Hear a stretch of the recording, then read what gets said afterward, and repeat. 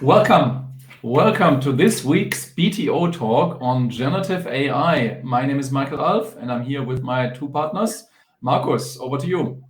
Hello from Singapore. I'm Marcus, professor for B2B marketing at the National University of Singapore, and also co-partner with these two wonderful gentlemen for the Beyond the Obvious, where we help you to get the maximum out of Gen AI. Rob. Yes, Rob Thurner from the UK, a sunny day today, working with Cambridge Judge Business School on digital disruption, leading that program, and looking forward to our session today. So, Michael, any big news today on the tech front, or shall we be looking at some of the other key issues around getting started with Gen AI? Look, I think I want to share just a small update.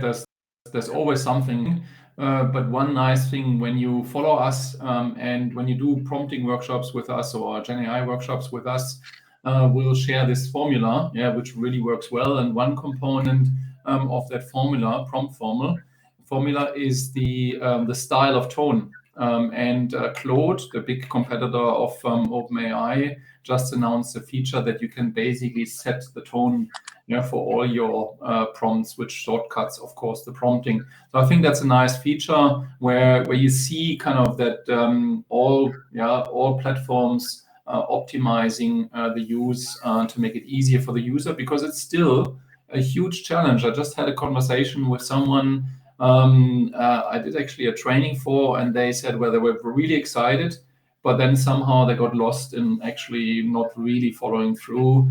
And this is also partially because, there's no ongoing training and ongoing motivation. So that's a big problem. So therefore these features are quite nice.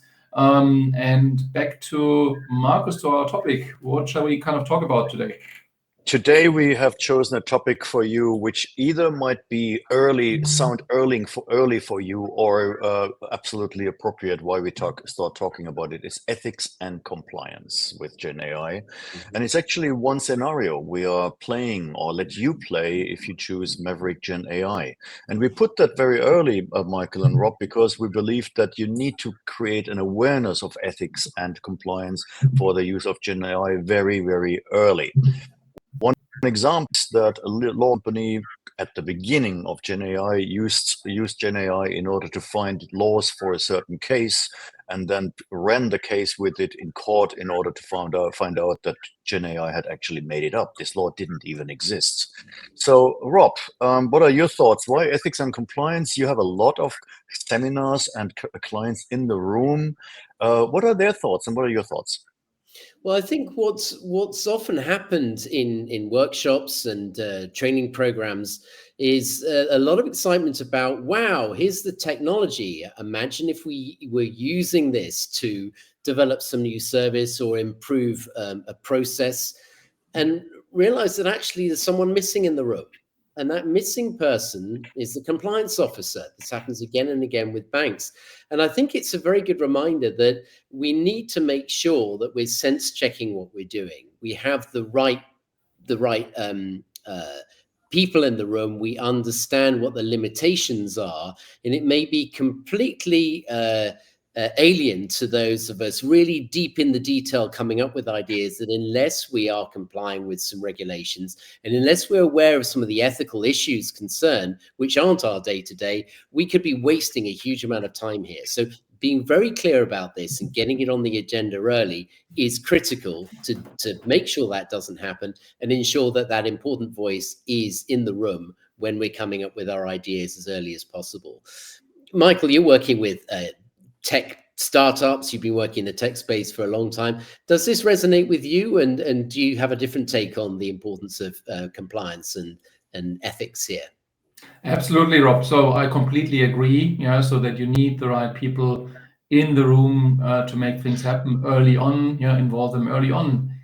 In addition, I would kind of flip the argument almost, because there's another reason why that's early in our simulation and in our workshops as well. And that is because there is a lot of hesitation and misinformation and questions amongst the participants. So this is almost like, well, we are not doing this thing. It's too risky. Its privacy doesn't work. It uses the material for learning the models, pre-training or training the models, and things like that. A lot of misconceptions are there. This is the other reason, which is almost like kind of preventing then the advancements. So saying, no, this is not us. We don't want to go there. It's risky. ChatGPT is not allowed, and all these things. And then they figure out, well, ChatGPT is basically part of Copilot and things like that. But more importantly, on ethics and risks and privacy, it really opens the perspective and the discussion, saying, maybe it's not as kind of difficult or critical in some areas as we thought it is.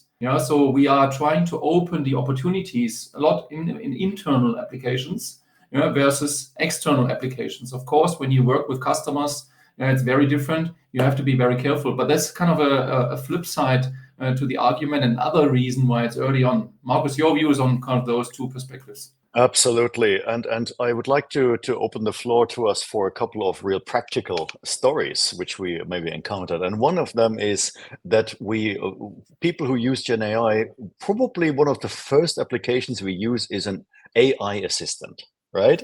And Michael will have the opportunity to talk for 1 hour about how much he loves Rob's and my AI assistants. Not very much, to be honest, but I would like to share one story with you where I figured out that I thought it was a great solution. It's Greet AI. And then Michael made me aware of, but actually, do you know where the data gets, Michael, gets saved, right? Stored. Yeah. Mm-hmm. For example, you need to be mindful whether it's getting stored in the US or in another country, which might be infringing the ethics and compliance of your clients. The second is that we give it names and it just says Marcus's assistant. And I had this 3 times this week that a client told me, Marcus, you joined 3 minutes ago and I started talking to you. And then I realized it's actually not you. So you should actually, in my opinion, and I ask you both now as well, you should actually alert people and say, by the way, I do have an AI assistant in this meeting. Mm-hmm. Are you okay with this? Because it will do a lot of things. Rob, do you have any real stories here? Yeah, it can be quite disarming in a sense if you're aware that your conversation is being recorded, and let's face it, it's not just the words, it's the tone, it's the percentage of time which each person is putting in there. So it's not just the recording, there's also some assessment of that recording. And unless people are clear that there is the assistant in the room, in the meeting, you are taking a liberty. And it's always good practice, as with anything, just to make sure that people are comfortable with the setup. And if there are things that they would rather discuss and not have recorded, then you should be respectful and switch the thing off or disable it. What I found again and again is these AI assistants, once you set them up, they will automatically appear in every conversation. And sometimes that's just not right. If you've got 2 people on a call, you want to have this third person who's there listening, that's unnecessary. So just being aware of some basic decency here and asking permission.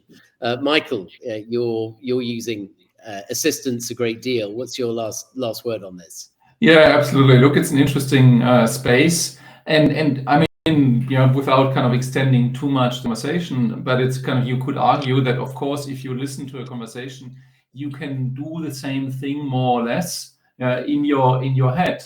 So it's like it's only now empowered by technology, which gives you a different and additional perspective. So it's an interesting space. It leads into the discussion of Apple AI and personal AI, which we will see a lot more coming up. So that's just kind of touching on ethics, privacy, and compliance, why we put that very, very early on. Also, the different perspectives. You saw very different perspectives, why it's so critical, to both reliably implement something and to actually prevent kind of the hindrance almost like of the progress on the other side. So both is important.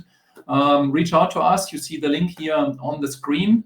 We had a shorter session today, but we look forward to hearing from you and seeing you next week again.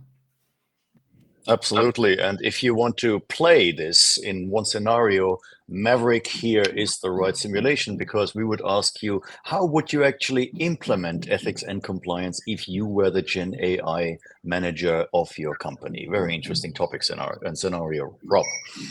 Thanks for your time. Been great seeing you today, and look forward to seeing you next time. Bye-bye.